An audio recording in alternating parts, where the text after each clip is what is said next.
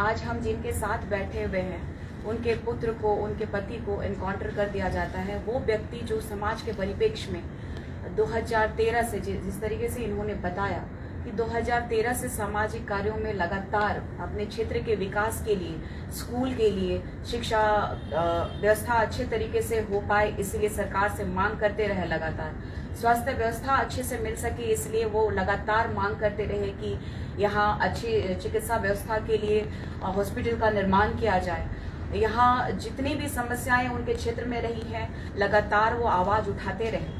जब वो क्षेत्र में लगातार बने रहे तो ऐसा कौन सा उन्होंने कांड किया, या फिर अगर एक सवाल देखा जाए तो अगर जो हमारे पूर्व सीएम थे जिनको जानता है पूरा झारखंड, जो अब स्वर्गवासी हो चुके हैं, शिबू सोरेन जी के पास भी ऐसे अनगिनत फर्जी केसेस रहे होंगे।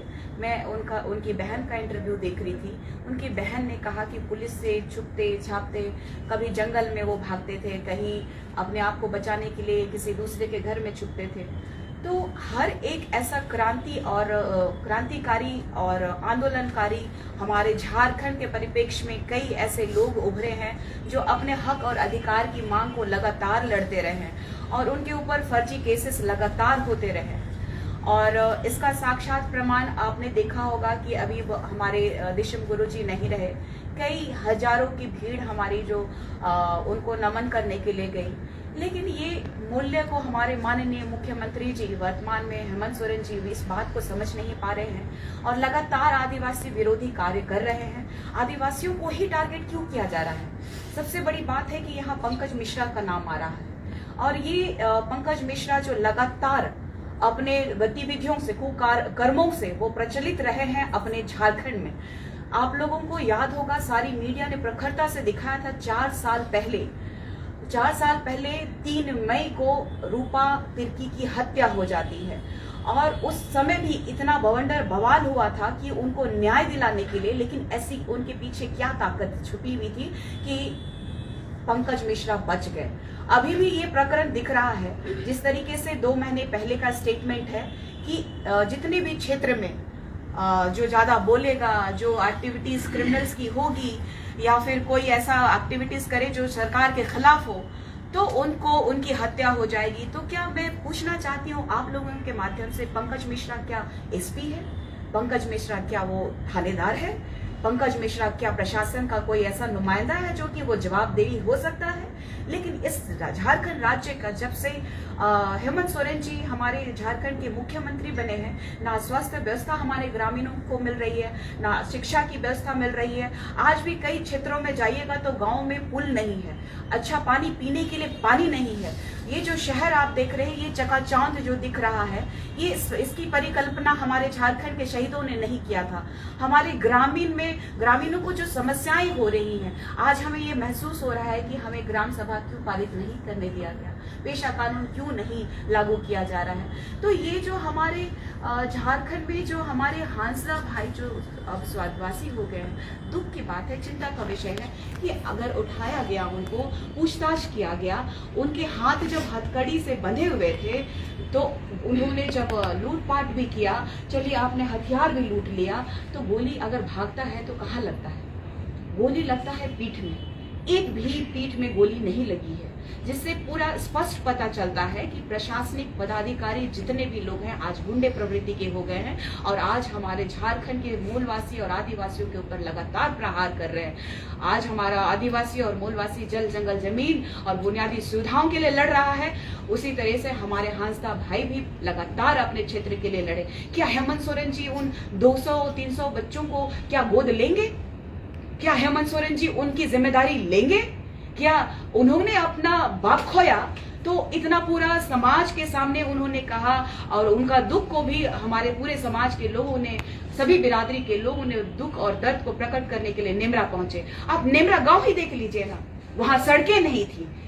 इतने टर्म से वो मुख्यमंत्री रहे, उनके पिताजी रहे, झारखंड आंदोलनकारी रहे, लेकिन वहां की सड़कें नहीं है। उनके जाने के बाद आज हेलीकॉप्टर वहां उतर रहा है, हेलीपैड बनाया जा रहा है। ये दुर्भाग्य का विषय है। पूरे देश को जानना चाहिए कि ये 5th शेड्यूल के तहत आने वाला ये जो राज्य है, हमारे झारखंडियों को जो शोषित और वंचित बनाया जा रहा है, तो यही सरकार है, यही अबुआ सरकार है, यही बबुआ सरकार है, यही हेमंत सोरेन की सरकार है, जो कि सिर्फ बाहरियों का यहाँ पे रुतबा है, यहाँ बाहरियों का दबदबा है। चाहे वो प्रशासनिक पदाधिकारियों की बात की जाए, जो यहाँ कोयले व्यापारी की बात की जाए, चाहे यहाँ के इतने अंडरवर्ल्ड डॉन सब यहाँ पे दिखाई दे रहे हैं। आपको यहाँ पे ऐसे माफियाज दिखाई दे रहे हैं जैसे एनकाउंटर किया गया था अमन साहू जी का। ऐसे कई बाहरी लोग जो यहाँ पे तांडव मचाए हुए हैं, अपने जान का यहाँ पे लोगों को लाला पड़ा हुआ है, यहाँ के लोग त्रस्त हैं, उनको एनकाउंटर ना करके यहाँ के जिनविन मुद्दों के पे जो बात करने वाले लोग हैं, चाहे अगला टारगेट हो सकता है कि मैं हूं,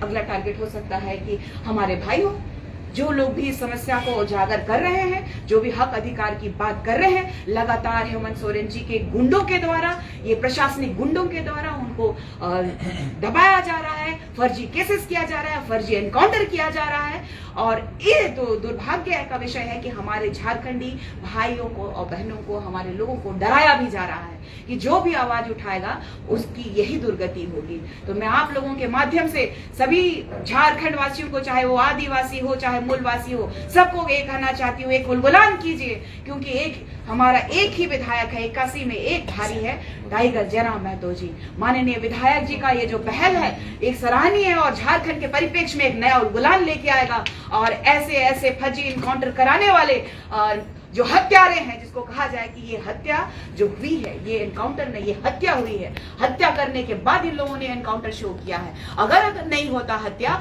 तो उनके शरीर पे जला हुआ निशान नहीं होता।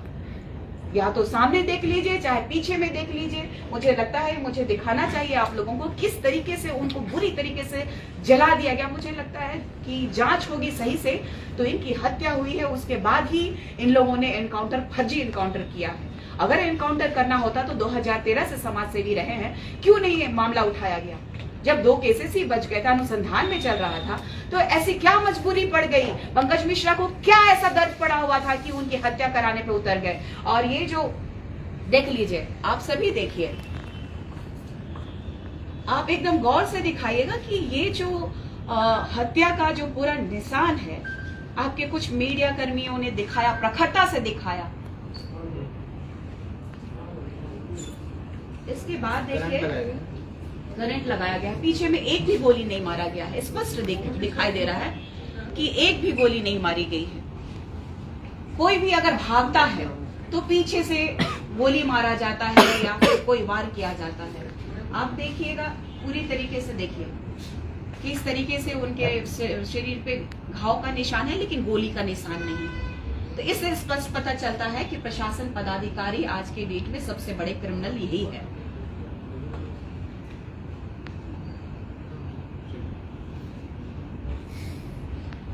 और आगे का ब्रीफिंग जो है